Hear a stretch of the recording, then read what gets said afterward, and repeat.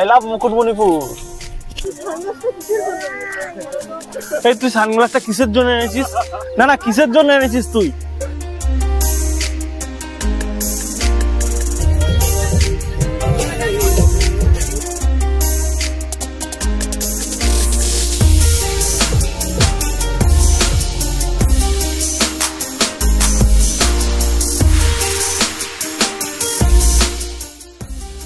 আমাদের গাড়ি ছুটে চলেছে এখন মুকুটমণিপুরের উদ্দেশ্যে। লাস্ট ভিডিওতে দেখেছেন আমরা গনগনিতে ব্রেকফাস্ট করেছিলাম এবং সেখান থেকে ব্রেকফাস্ট করে আমাদের গাড়ি এখন ছুটে চলেছে মুকুটমণিপুর।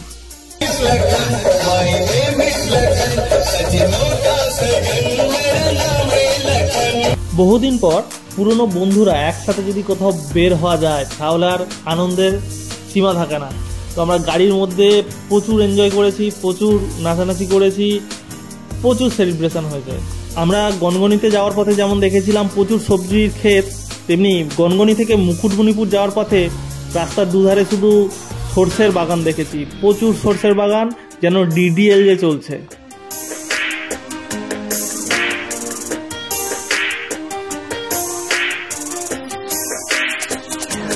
আর রাস্তাঘাট এত সুন্দর ছিল যে আমাদের জার্নিটা খুব স্মুথলি হয়ে গেছিল।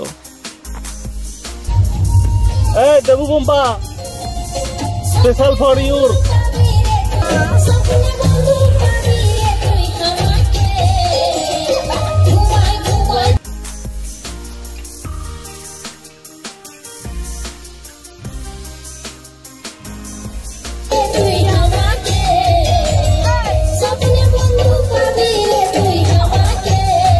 রাস্তার দুপাশে সারি সারি বড় বড় শাল গাছের যে সৌন্দর্য আমরা যে খালি চোখে দেখেছি তা অপূর্ব সুন্দর ছিল, তা ভাষায় ব্যক্ত করা যাবে না, এত সুন্দর।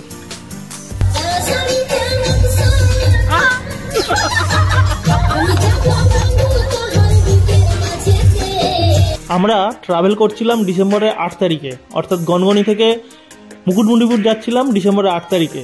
আর 7 তারিখ রাত থেকেই এক্সট্রিম লেভেলের ঠান্ডা পড়া শুরু হয়ে গেছিল।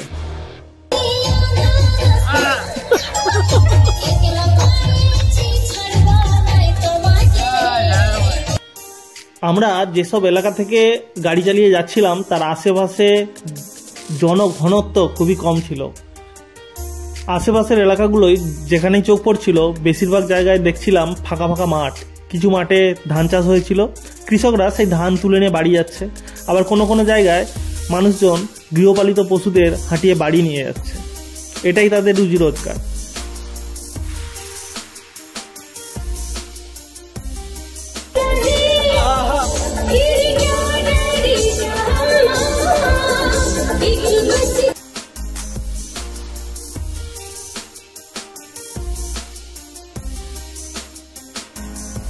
এখানে বেশিরভাগ মানুষজন আদিবাসী সম্প্রদায়ের।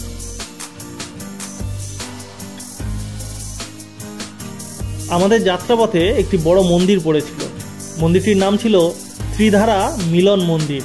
মন্দিরটি অবস্থিত ছিল বাঁকুড়া জেলার পঞ্চমুড়া নামক একটি জায়গায়। মন্দিরটির মধ্যে রয়েছে ভগবান শ্রীকৃষ্ণ এবং রাধা মাতা, রয়েছে ভগবান মহেশ্বর এবং মাতা কালী, তারপর রয়েছে রামজি এবং সীতা মাতা। প্রচুর লোকের সমাগম ছিল। আমরা নামতে পারিনি, আমাদের হাতে সময় অল্প ছিল, অনেকটাই পথ যেতে হবে, তাই জন্য এগিয়ে চলেছিলাম।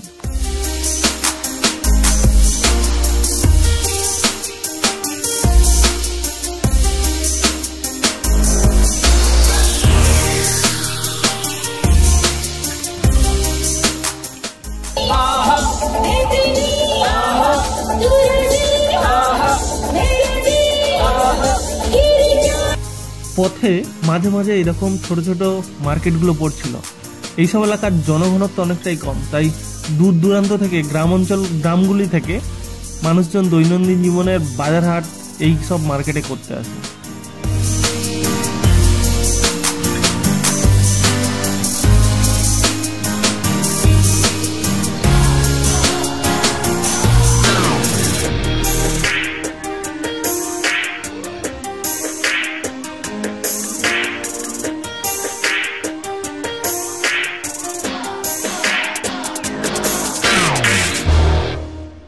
সুন্দর স্মুথ রাস্তা, আর রাস্তার দু সাইডে রয়েছে সুন্দর সুন্দর শাল পলাশের গাছ।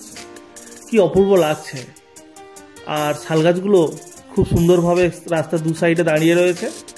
আর মাঝে মাঝে রাস্তাটি সাপের মতো এঁকে বেঁকে চলেছে। আর পাশে রয়েছে ধান ক্ষেত। যদি বা এখন ধান নেই, চাষিরা ধান কেটে নিয়ে চলে গেছে, কিন্তু প্রাকৃতিক সৌন্দর্যে পুরো ভরপুর হয়ে আছে। আর প্রত্যেক 7-8 কিলোমিটার অন্তর অন্তর একটি করে ছোট ছোট মার্কেট পড়ছে। মানে সত্যি খুব সুন্দর লাগছে।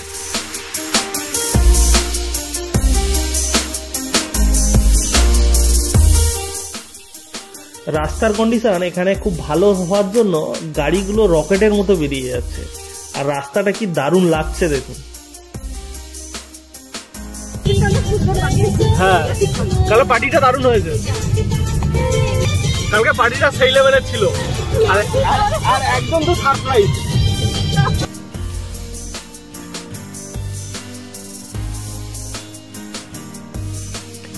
এক ঝলকে মনে পড়ে গেল কুমোরপাড়ার গরুর গাড়ির কথা। এই বাঁকুড়ার উপর থেকে যাওয়ার সময় অনেকদিন পর দেখলাম এই গরুর গাড়ি এখনো আছে এই বাঁকুড়াতে।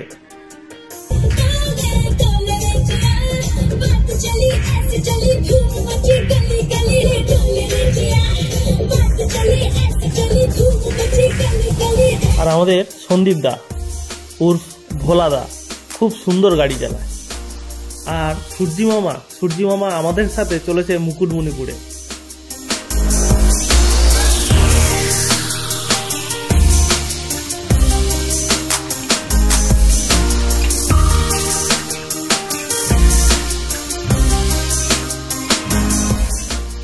গ্রামের মধ্যে দিয়ে যখন গাড়িগুলো যাচ্ছিল, রাস্তার দু সাইডে দেখছিলাম লাল মাটির দেওয়াল দিয়ে বাড়িগুলো, দোতলা বাড়ি আর টিনের ছাউনি। কোথাও কোথাও টালি দিয়ে ছাউনি আছে, বাট বেশিরভাগ ক্ষেত্রে দেখছি টিন, অ্যালবেস্টার এগুলোর ছাউনি, টালিও আছে।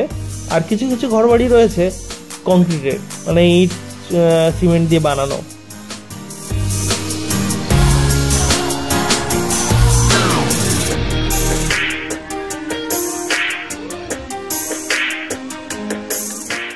আর দেখছিলাম শুধুমাত্র মার্কেট এরিয়াগুলো, সেখানে ছাদ ঢালাই করা কংক্রিটের সব বিল্ডিং, দোতলা, একতলা এগুলো আছে। আর বাকি এরিয়াগুলো সবই লাল মাটির দেওয়াল দিয়ে টিনের ছাউনি করা বাড়ি।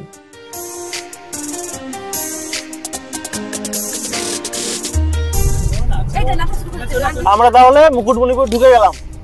কতক্ষণ লাগলো বলো তো সেখান থেকে?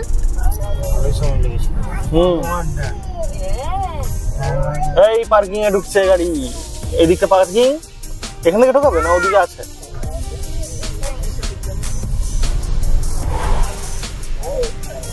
নতুন দোকান ভাবছে, শীতকাল এসে গেছে, প্রচুর পর্যটক আসবে।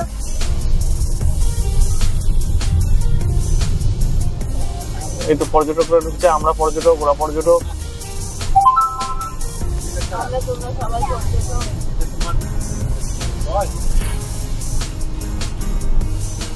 আমরা 2002 সালে এসেছিলাম দেবু।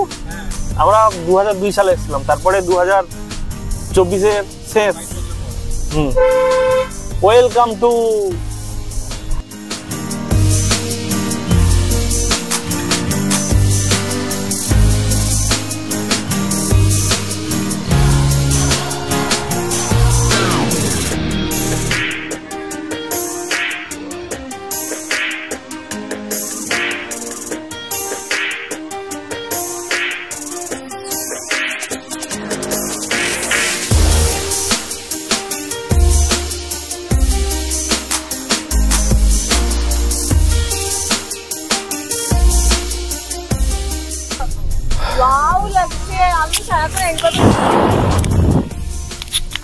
খুব সুন্দর জায়গা।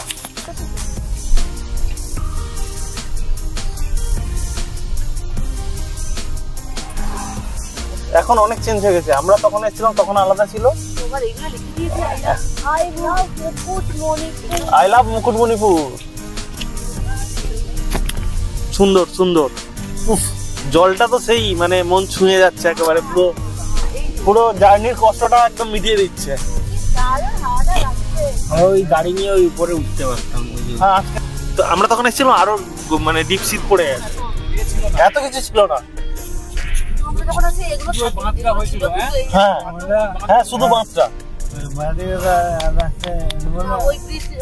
বলতে এইটা তো রাস্তা নয়, এটা তো তোমার ইয়ে।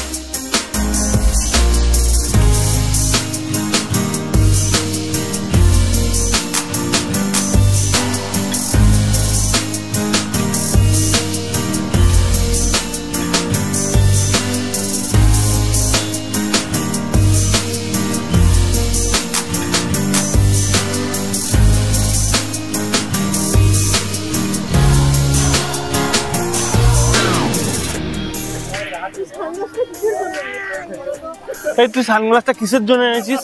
না না, কিসের জন্য এনেছিস তুই? তুই সানগ্লাসটা পরে থাক, চোখ দুটো খুলে পকেটে রেখে দে।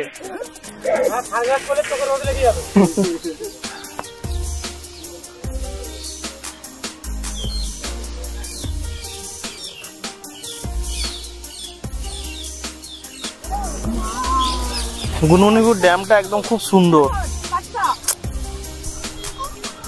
খুব সুন্দর জায়গা। ড্যামটা এর আগেও এসেছি, বাট অনেক বছর আগে 2002 সালের দিকে এসেছিলাম। তো তখন এরকম ছিল না, অনেক কিছু পরিবর্তন হয়েছে।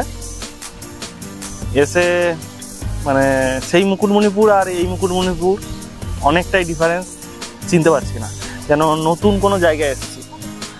বাট আগের থেকে এই বাঁধগুলো দিয়েছে, ভালো করেছে, সুন্দর করে সাজিয়েছে, খুব সুন্দর।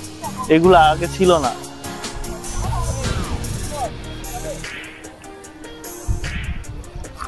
ওখানে একটা ব্যাচেলার পার্টি সব পিকনিক করছে, ব্যাচেলার এখন সব বন্ধু বান্ধব এসছে, তো খুব সুন্দর। সেলফি জোন চলছে, আর সেলফি কমপ্লিট হয়েছে। এবারে কে কি করবে সব সব ব্যস্ত।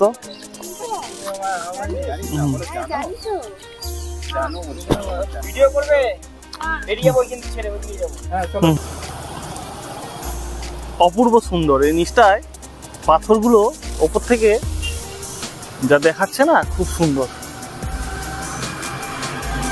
প্রকৃতির মানে প্রকৃতি কখন কোথায় কিভাবে তৈরি হয়ে আছে জানা যায় না, না দেখলে। খুব সুন্দর। ওদিকটায় জল আর এদিকটায় পাথর, ওটা পাহাড়। এখান থেকে জলস্রোত বয়ে যাচ্ছে, জল এদিক থেকে এইদিকেই যাচ্ছে, না সরি এদিক থেকে ওদিকে যাচ্ছে। ড্যামের গা বেয়ে অল্প কিছু জল ঝরে ঝরে যাচ্ছে। এখন শীতকাল তো জলটা কমে গেছে, বর্ষাকালে এগুলো খুব ভরে থাকে, তখন পাথর দেখা যায় না জল ছাড়লে। তো মোটামুটি খুব শক্ত পাথর এখানে আছে। প্রকৃতি কোথায় কী রূপে বিরাজ করছে না দেখলে বোঝা যায় না। ওই দূরে কিছু টুরিস্ট নেমেছে, নেমে ওরা আনন্দ করছে। আর উপরে পেছন দিকে পাহাড় একটা আছে গাছে ভরা, আর জলটা এই সাইডটায় আছে, দেখাচ্ছি আপনাদের।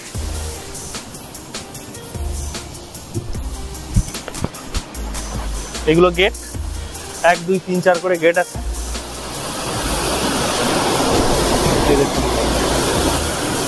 কিভাবে জলটা আটকে রাখা হয়েছে, লোহার গেট দিয়ে আটকে রাখা হয়েছে। আর তাও সাইড থেকে কিছু জল অল্প অল্প করে বেরিয়ে যাচ্ছে। আর দেওয়ালে একটা মাপক রেখা রাখা হয়েছে, এইটার সাহায্যে যখন গেট তোলা হয় কতটা জল ছাড়া হবে সেটা মাপা হয়। রাস্তার মাঝখানে কম। মুকুটমণিপুর থেকে বেরিয়ে আমরা এগিয়ে চলেছি লালজোলা পাহাড়ের দিকে, এবং লালজোলা পাহাড় দেখে আমরা যাব বেলপাহাড়িতে, এবং রাতে বেলপাহাড়ির ওখানেই রিসর্টে স্টে করব।